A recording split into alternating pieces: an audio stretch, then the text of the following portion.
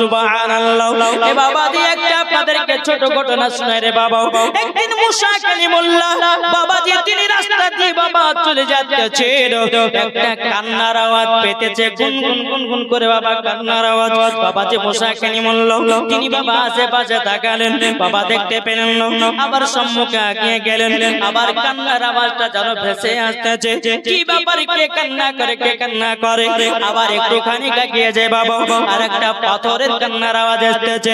বাবাজি মুসা কালিমুল্লাহ পাথরের কাছে গিয়ে বলতেছে, বলে পাথর তুমি কিসের জন্য কান্না করো? পাথরটা বলতেছে, মুসা কালিমুল্লাহ আমি কান্না করতেছি জাহান্নামের ভয়ে। এই কিসের ভয়ে? জাহান্নামের ভয়ে। এই বাবাজি মুসলমান ভাইরা ওই পাথরটা বলতেছে, বলো গো মুসা কালিমুল্লাহ আপনি তো তুর পাহাড়ে আল্লাহর কাছে কথা বলবেন, আমার কথাটা জিজ্ঞাসা করবেন, আমাদেরকে জাহান্নামে দেবে না জান্নাতে দেবে? এই বাবাজি মুসলমান ভাইরা ওগো আমার সোনা মানিকেরাও, মুসা কালিমুল্লাহ তিনি বলতেছি, বলে পাথর ঠিক আছে আমি তোমাকে আমি জিজ্ঞাসা করব, আল্লাহ পাক আল্লাহ তাআলাকে বলবো, তোমার কথা আল্লাহকে জিজ্ঞাসা করব, আল্লাহ পাক আল্লাহ তাআলা তোমাকে জাহান্নামে দেবে না জান্নাতে দেবে? বাবা মুসা কালিমুল্লাহ তুর পাহাড়ে গিয়ে বলতেছে, বলো আল্লাহ আমি যখন রাস্তা দিয়ে আসছিলাম একটা পাথরের টুকরা যেন কান্না করতেছিল।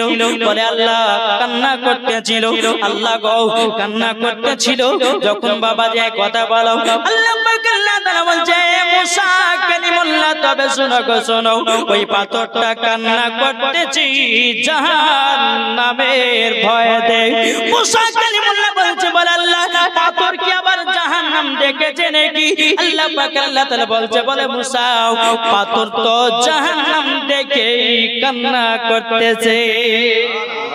এই বাবা জাহান্নামের আগুন এমন একটা জিনিস রে বাবা, যদি আপনি 100 ফুট দূরে যদি দাঁড়ান বাবা, 100 ফুট দূরে যদি আপনি দাঁড়ান, আপনি যেরকম মোমবাতি ধরালে বাবা, যেরকম মোমবাতি ধরালে গলতে শুরু করে, 100 ফুটের দূরে গিয়ে যদি আপনি দাঁড়ান ওই রকম মোমবাতির মতো গলতে লাগবে বাবা।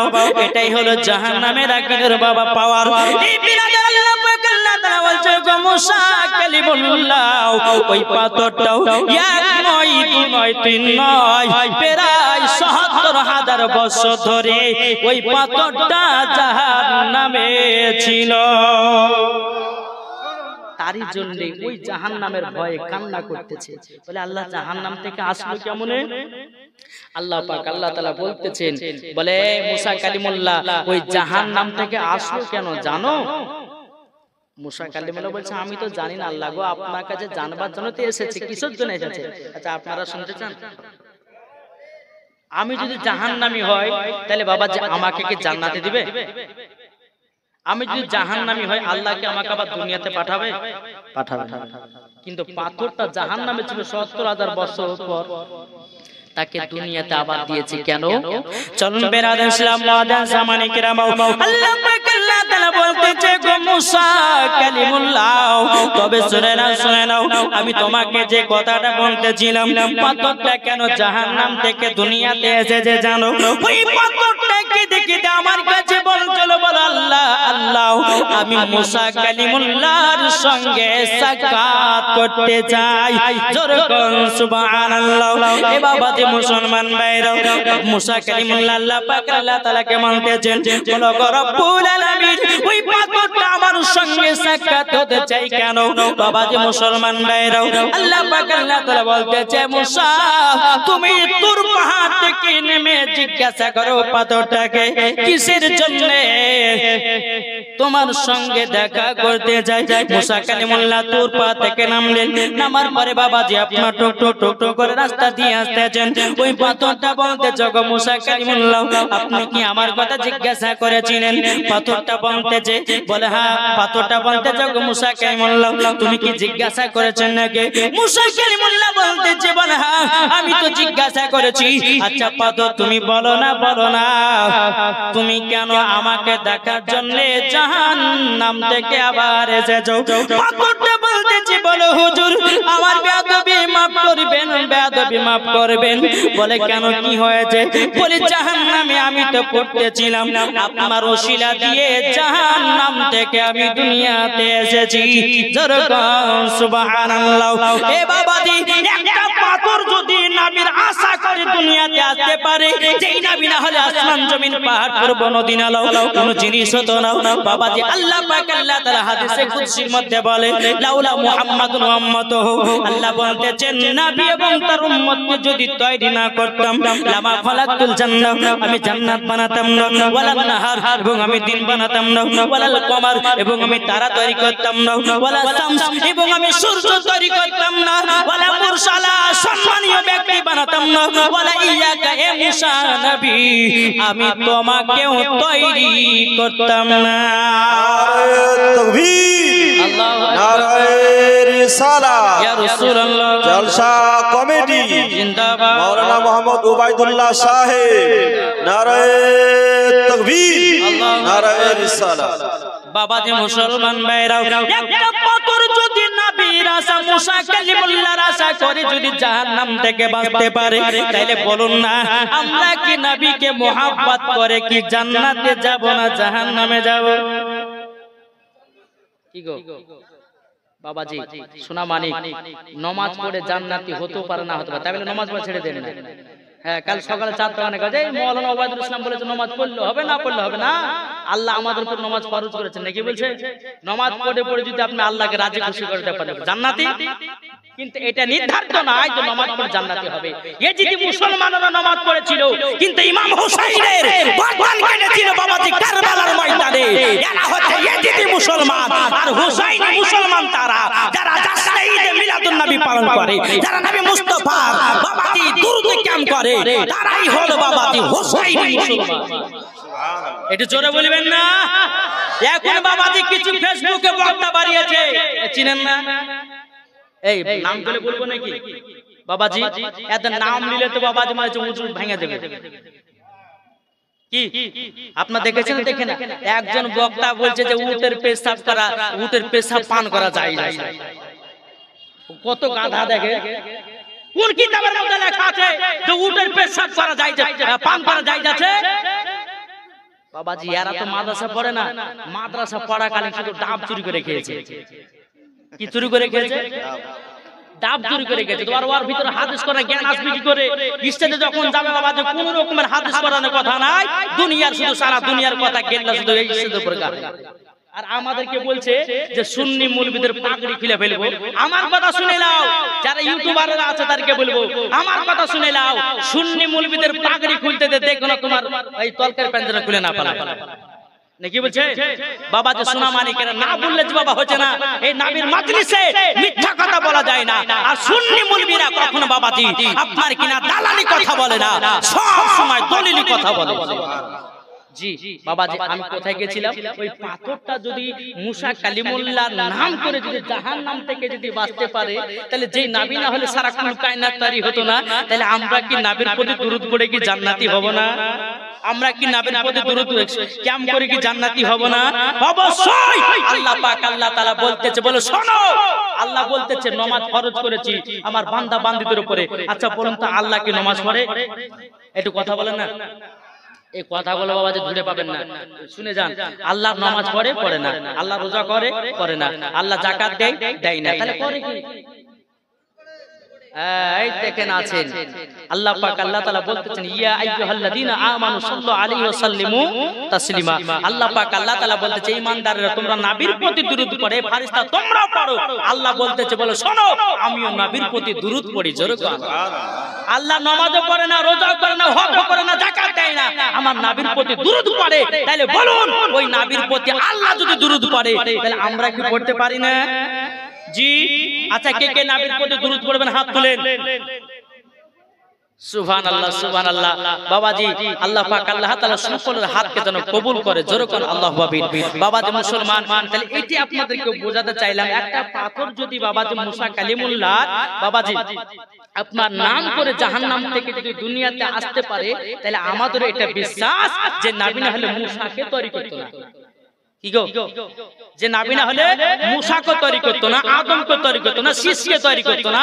আচ্ছা আরেকজন বক্তা বাড়িয়েছে কি জানে বাবাজি, এই যে এখন ফিলিস্তিনের জন্য আপনার যুদ্ধ চলতেছে বাবাজি, আপনার এই ইসরায়েলের সাথে, এই সময় একটা বক্তা বলেছে, চাষা বক্তা, উর্দু পড়তে জানে না, আরবি পড়তে জানে না, এই বক্তা বাংলা কিতাব পড়ে বলতেছে ঈসা নবী ইহুদি ছিল, মুসা নবী ইহুদি ছিল, আদম নবী ইহুদি ছিল। বলছে কোরআনে যতগুলি নবীর নাম এসেছে সব নাকি ইহুদি ছিল। জোরে করে আস্তাগফিরুল্লাহ। আর আমি বলবো শোনো, যে সমস্ত নবীগণ ইহুদি নয়, সমস্ত নবীগণ মুসলমান ছিল। একটু জোরে বলবেন না, মুসলমান ছিল। আর এই বক্তা বাবাজি এইরকম ওয়াজ করে আজ ইসরায়েলের সঙ্গে সাপোর্ট হয়েছে। এরা বাবাজি ইসরায়েলের সাপোর্টার, আর যারা ইসরায়েলের সাপোর্টার হবে তারা মুসলমান হতে হবে না। যেই বক্তা এরকম ফতোয়া দেয় আবার ঘুরিয়া মুসলমান হলে পরে আল্লাহ কবুল করবে, কে তা জানেন না? কি বলছে বাবাজি মুসলমান আসুন, আপনাদের সম্মুখে আমি এসেছি বাবা কিছু হাদিস কোরআনে বাণী শোনাবো। আল্লাহ পাক আল্লাহ তাআলা যেন আমাদের সকলকে যেন নবীর গোলাম বানিয়ে না। জোরে কোন আল্লাহুম্মা আমিন। একবার জোরে বলুন আল্লাহুম্মা সাল্লি আলা সাইয়্যিদিনা মাওলানা মুহাম্মদ আলা আলি সাইয়্যিদিনা মাওলানা মুহাম্মদ। নারায়ে তাকবীর, আল্লাহু আকবার। এই কি ব্যাপার গো, আল্লাহু আকবার বলবেন না জি? তাহলে বাবাজি মুসলমান আল্লাহু আকবার বললে পরে নেকি আছে না গুনাহ আছে? তাহলে সবাই বলবেন নাত বললে আপনাদের দুঃখ হচ্ছে নাকি? জি, আমাকে কমিটি ভাইরা 2 ঘন্টা টাইম দিয়েছে বাবা। আমার পর আরো জিনারা বক্তা আছে আসবেন ইনশাআল্লাহ। এই 2 ঘন্টার ভিতর আপনারা কে কে ওয়াজ শুনবেন একটু হাত তোলেন তো। শুধু আমারও শুনবেন না, শেষ পর্যন্ত শুনবেন? কে কে শেষ পর্যন্ত শুনবেন হাত তোলেন। ইনশাআল্লাহ আল্লাহ পাক আজকে দোয়া করে দেব, এই বিনিদাসপুরে যতগুলো আমার ভাইরা রয়েছে আল্লাহ পাক আল্লাহ তাআলা সমস্ত ভাইদেরকে যেন নবীর গোলাম বানিয়ে নেয়। জোরে বলো, তা বলেন কি কথাটা বলছিলাম? নারায়ে তাকবীর। এটা জোরে হবে না, এটা জোরে হবে না? নারায়ে তাকবীর, আল্লাহু আকবার। নারায়ে রিসালাত ইয়া রাসূলুল্লাহ। নারায়ে তাকবীর, আল্লাহু আকবার। নারায়ে রিসালাত ইয়া রাসূলুল্লাহ। সিদ্দিক উমর উসমান হায়দার, চারজন সাহাবী সব থেকে বেহতর। জোরে হবে না? সিদ্দিক উমর উসমান হায়দার, চারজন সাহাবী সব থেকে বেহতর। যাদের দিলে আছে আল্লাহর পয়গম্বর। নারায়ে তাকবীর, আল্লাহু আকবার। নারায়ে তাকবীর, আল্লাহু আকবার। নারায়ে রিসালাত ইয়া রাসূলুল্লাহ। দেখা দাও গো ও গো নবীজি, আপনার আশায় মোরা বসে যে আছে। জোরে বলুন সুবহানাল্লাহ। দেখা দাও গো ও গো নবীজি, আপনার আশায় মোরা বসে যে আছে। আপনার নামে গাতি দরুদের মালা। জোরে হবে না?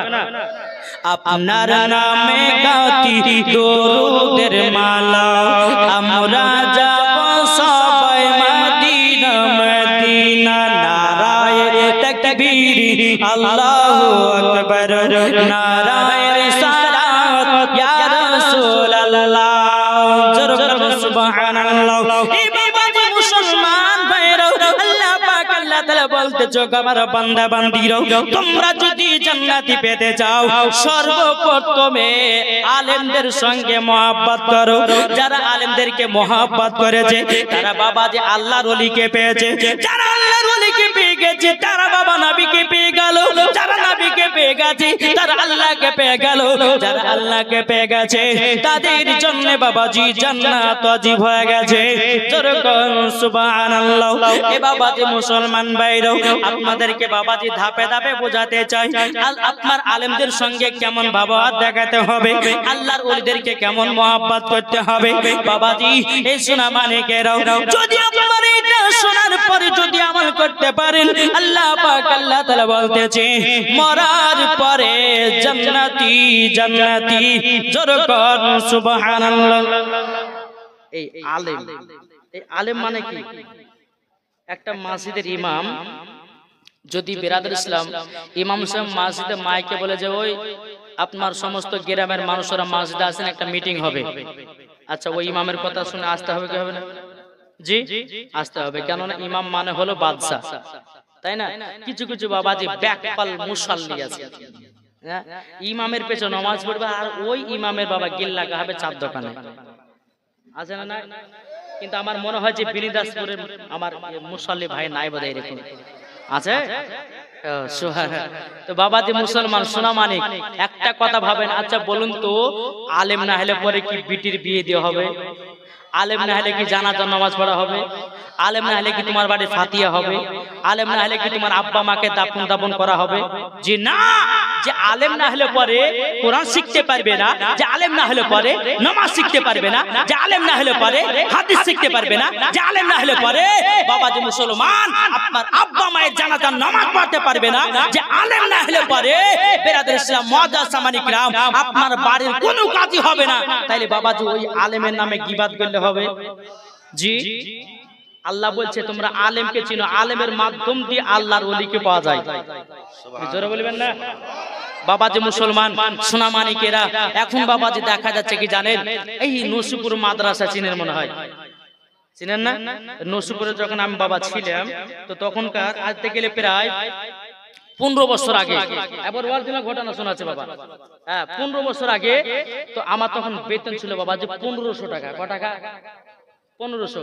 তো তখন বাবাজি একটু ওই মসজিদের বেতনের টাকা নিয়ে বইটা গেলে কিনতে আমরা পড়তে। তো আমি একজন সভাপতিকে বলছি, বলো ভাই 1500 টাকাতে কিছু হয় না, আর 500 টাকা বাড়িয়ে দেন না। তো বলছে মৌলভী সাহেব আপনাদের বেতনের টাকাতে বরকত আছে, টাকাতে বরকত আছে। আমি কিছু বললাম যে ঠিক আছে বরকত বরকত। বাবাজি এক সপ্তাহ পরে তার বিটি চাকরি পাবে। কি পাবে? চাকরি।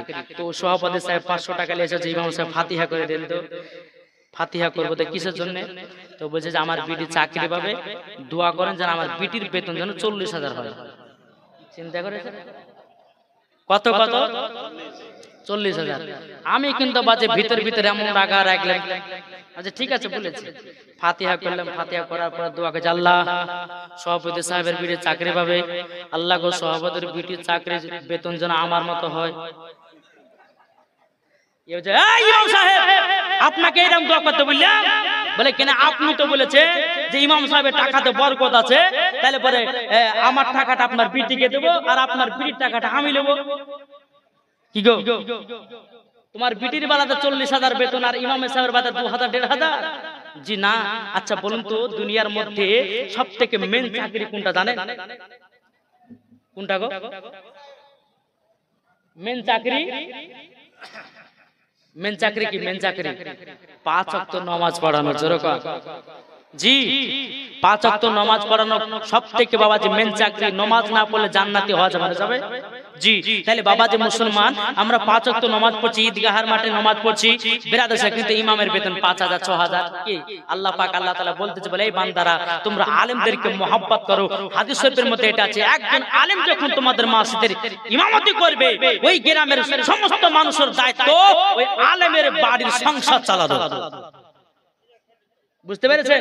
তো বাবাজি মুসলমান সোনা মানিক আসুন, তাহলে আলেমদেরকে মহব্বত করা হলো। জি এরকম মহব্বত করেন, ভালোবাসেন। আল্লাহ পাক আল্লাহ তাআলা বলেছে কাল কিয়ামতের ময়দানে যার যেরকম যার সাথে মহব্বত তার সাথে সেরকম হাসর হবে। আলেমের সাথে যদি মহব্বত থাকে তো আলেমের সঙ্গেই আপনার হাসর হবে। তো বাবাজি আলেমদের সঙ্গে মহব্বত রাখার একটু চেষ্টা করবেন। দ্বিতীয় নাম্বার হচ্ছে আল্লাহর ওলি। জোরে কোন আসুন বের বাবা আল্লাহর ওলি কারা হয়? আচ্ছা বলুন তো শুয়ে শুয়ে কি আল্লাহর ওলি হওয়া যায়? এই বাবাজি ওই ফেসবুকে এই বক্তাটা বাবাজি মুনতাজুল, তারপর ডাব চুরি করা আপনার এই ইয়াসিন, তারপরে বেরাদার রাহুল বলছে আল্লাহর ওলির মাজারে যাওয়াও চলবে না, আল্লাহর ওলির মাজারে গিয়ে আপনার কোনো জিনিস করাও চলবে না। তাই সে বলেছে যে আল্লাহর ওলির মাজারগুলোকে ভেঙে চুরমার করে দাও। কিন্তু বাবাজি তাকে বলবো যে আল্লাহর ওলি না আসলে পরে ভারতের মধ্যে ইসলাম কি জিনিস আমরা চিনতে পারতাম না, কোরআন কি জিনিস আমরা বুঝতে পারতাম না, হাদিস কি জিনিস বুঝতে পারতাম না। আল্লাহ পাক আল্লাহ তাআলা বলতেছে, বলো গো আমার নবী মুস্তাফা শুনে নাও, ভারতবর্ষতে এমন একজনকে পাঠানো হবে, তার নাম হলো খাজা মঈনুদ্দিন। নারে তাকবীর, আল্লাহু আকবার, নারে রিসালাত, ইয়া রাসূলুল্লাহ, মাসলাকে আলা হযরত जिंदाबाद, पीर का दामन, नहीं छोड़ेंगे, अली का दामन, नहीं छोड़ेंगे, नारे तकबीर, नारे रिसालत, ইয়া রাসূলুল্লাহ, জোরকান সুবহানাল্লাহ। এই খাজা বাবার পাওয়ার কথা একটু জানতে চাই না আমরা? অনেক শুনেছেন, চলুন। একজন বাবাজি পণ্ডিত সকালবেলা যায় মূর্তির পায়ে প্রত্যেকদিন এক বালতি করে দুধ ঢালে। কি ঢালে? দুধ। একদিন দুদিন তিন দিন করতে করতে ওই পণ্ডিতের একটা মেয়ে আছে, মেয়েটা বলছে আব্বা আপনি সকাল সকাল বালতিতে করে দুধ নিয়ে যে কি করেন? বলে কেন আমাদের খোদার কাছে পায়ে ঢালি, মানে ওরা মূর্তিকে খোদা বানাচ্ছে। জোরকান নাউজুবিল্লাহ। বলে আব্বা আপনি পায়ে তোলা ঢালে দেন কেন? মূর্তি খেতে পারে না। তো পণ্ডিত বলছে মূর্তি কোনদিন খেতে পারে? পায়ে তোলা ঢেলে দিন। তো আর বিটি বলছে বলে আব্বা আমাকে কাল সকালবেলা দিয়ে আমি আমার খোদাকে মূর্তিকে দুধ পান করাবো। বলছে বিটি তাই কোনদিন হয়? মূর্তি কোন দুধ পান করে? বলে আমাকে দিয়ে তো আমি দুধ পান করাবো। কে? পণ্ডিতের বিটি বলছে। বেরাদার ইসলাম মুআজ্জিন সাবানি কেরাম, এ সোনা মানে কেরাও, এই পণ্ডিত বলতেছে বিটি বলে না কখনো আমরা তো দেখি না মূর্তি কোনদিন খাওয়া দাওয়া করে না, এরা প্রসাদও খেতে পারে না, এরা দুধ পান করতে পারে না। এ বিটি তুমি খাওয়াবে কেমন করে? তুমি খাওয়াবে কেমন করে? বাবা পণ্ডিতের বিটি বলতেছে বলে আব্বা আপনি আমাকে দায়িত্ব দেন না, আমি সকালবেলা যাব এই মূর্তিটাকে আমি দুধ পান করাবো। এ বাবাতি মুসলমান আমার সোনা মানিকেরাও, তার পণ্ডিত বলতেছে বিটি ঠিক আছে যাবে, যাও সকাল বেলাতে যাবে। এক বালতি বাবা দুধ নিয়ে এসেছে, পরে বাবাজি সব থেকে যেটি মরো আপনার বড় মূর্তি বাবাজি এ সোনা মানিকেরাও এসে বাবাজি বলতেছে